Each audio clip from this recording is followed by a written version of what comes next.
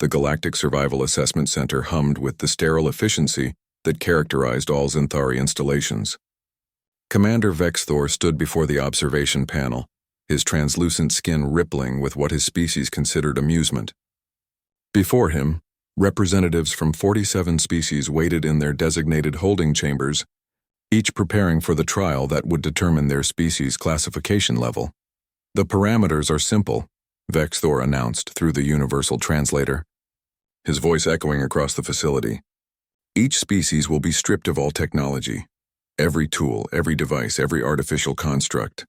You will be placed in an Earth-like environment. Survival for 72 hours will grant your species a Class C rating. Anything less—" He paused, letting the implication hang. "Well, the galaxy has no use for species that cannot adapt." Anna pressed her face against the transparent barrier of the human holding cell, her brown eyes scanning the artificial wilderness beyond. Beside her, Lewis cracked his knuckles, a nervous habit he'd developed during their 3 months of diplomatic training. "This is insane," muttered Ambassador Chen from the corner. "They're treating us like laboratory specimens." "Because that's exactly what we are to them," Lewis replied. His voice was steady despite the situation. "We're the new kids. They want to see if we break." Anna turned to face them both. At 26, she was the youngest xenobiologist on the human delegation, but 3 years surviving in the Amazon basin had taught her things no academy could. "Then we don't break. Simple as that." The Xanthari had made one critical miscalculation. They assumed technology was the only thing that separated advanced species from primitive ones. They had never encountered humanity. When the barriers dropped, chaos erupted across 47 testing zones simultaneously. The Voltraxians, with their sophisticated bioelectric systems, found themselves powerless without their conductor suits. The Metherian hive mind fractured without their neural amplifiers. Species after species struggled, their evolution having taken them down paths that made them dependent on tools to compensate for biological limitations. The humans moved differently. Anna hit the ground running, Lewis half a step behind her. Within seconds, she was scanning the terrain with the practiced eye of someone who'd spent years studying ecosystems. Rocky outcrop to the north. Water source, she could smell it, approximately 200 meters east. Deciduous trees suggesting temperate climate.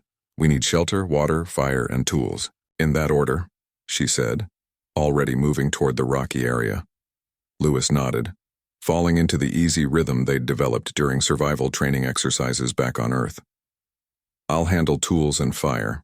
You scout water and shelter locations?" "Copy that." From the observation deck, Vexithor's skin rippled with confusion. The humans had separated, unusual for species that typically clustered when threatened. But they moved with purpose, not panic. Anna reached the stream in under 3 minutes, confirmed it was flowing water, and began identifying edible plants along its banks. Her fingers moved with practiced precision, testing leaves, checking root systems. The Xanthari had tried to replicate Earth conditions, but they'd made it too perfect, too balanced. No apex predators, minimal parasites.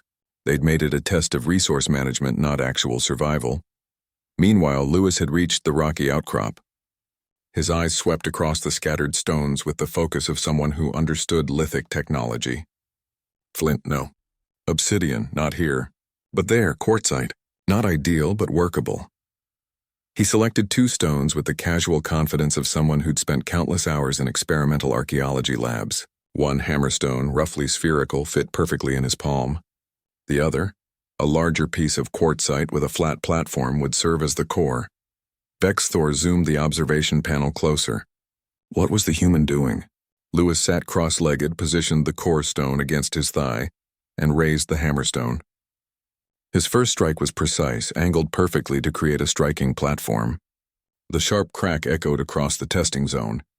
The second strike removed a flake. The third, fourth, and fifth strikes came in rapid succession. Each one deliberate, each one guided by an understanding of conchoidal fracture patterns that took most species thousands of years to develop. "Impossible," breathed Silthra, a Metherian observer.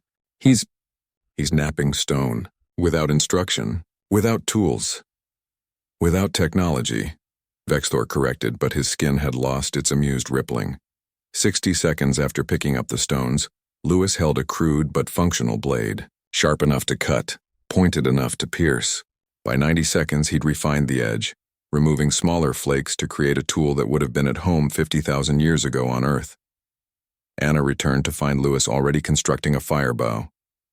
He'd used his bootlace removed without hesitation and a flexible green branch. The quartzite knife had carved a notch in a flat piece of wood for the hearthboard. 89 seconds for the knife, he said with a slight grin. Getting slow in my old age, she snorted. Show off. I found a cave overhang, fresh water, and enough cattail roots to feed us for a week. Also, she held up several long strands of plant fiber. Cordage material. We'll have nets by tomorrow. Within 6 hours, the humans had established a base camp that would have made their Paleolithic ancestors proud. Fire crackled in a stone ring. Fish caught with a weir Lewis had constructed roasted on green sticks. Anna had woven a basic basket from bark strips. They'd created needles from bone, thread from sinew, and had begun tanning a hide from one of the testing zone's rabbit analogs, using its own brain tissue as a tanning agent. The Zenthari observation deck had grown crowded. Word had spread through the diplomatic channels. Species that had never paid attention to humanity suddenly wanted to see the newcomers in action. They're not using technology, Ambassador Jektar from the Voltraxian delegation observed. They're using knowledge, experience, skills passed down through generations. We forgot, Vexthor said quietly. His skin had gone pale, almost opaque with the emotion his species rarely displayed. Respect. We forgot that technology isn't the first tool. The mind is, the body is. Every species here evolved to depend on external tools to compensate for physical limitations. But humans, he gestured at the screen where Anna was now teaching Lewis a more efficient knot-tying technique, while simultaneously monitoring 3 different tasks. Humans evolved to make tools out of anything. Out of nothing. They are the tool. By the 72-hour mark, 31 species had been evacuated from their testing zones due to inability to meet basic survival needs. 12 more had barely scraped by, huddled together without fire, water purification, or adequate shelter. The humans had built a semi-permanent settlement. When the barriers finally lifted, Anna and Lewis emerged to find the entire Galactic Council waiting. Vexthor approached, his skin displaying colors that the translator struggled to interpret. Your species, he began, then paused. We designed this test to measure basic competence. You have exceeded all parameters. How? Lewis glanced at Anna, then back at the commander. You took away our technology, but you can't take away 4 million years of evolution. You can't take away the knowledge of 10,000 generations. Every human child learns that we survived the ice ages with nothing but rocks and persistence. Every human knows that our ancestors walked out of Africa with stone tools and conquered the entire planet.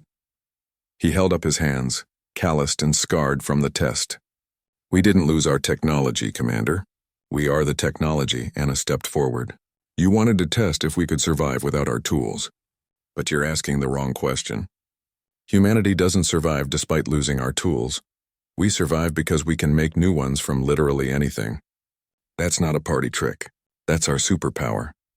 The observation deck erupted in what the translators interpreted as applause, though it manifested in 47 different ways across 47 different species.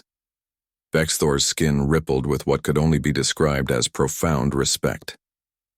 The Galactic Council will reconvene to discuss humanity's classification rating.